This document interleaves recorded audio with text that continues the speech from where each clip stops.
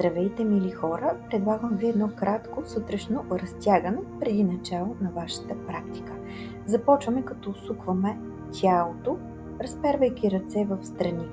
Първо усукваме надясно, а после усукваме наляво.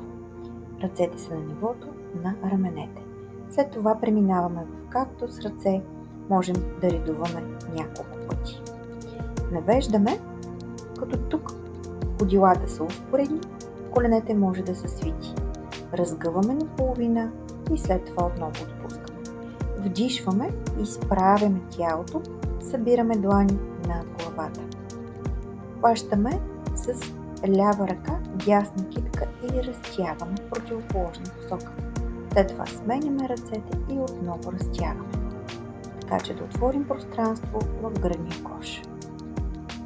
Заставаме в широк разкрач, като тук ходилата са успоредни.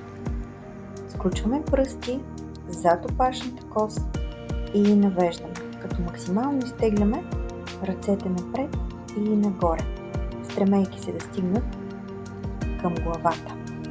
Усукваме, поставяйки дясна длан от нивото на очите, повдигаме лява ръка нагоре, след това сменяме, отново усукваме. Стараем се тук хълбоците ни да сочат напред.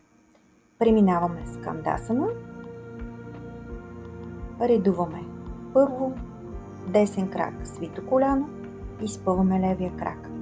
Ръцете може да ползваме за опора, а може да са пред сърцето. Сменяме краката. Отново можем да ползваме ръцете за опора. Бавничко изправяме.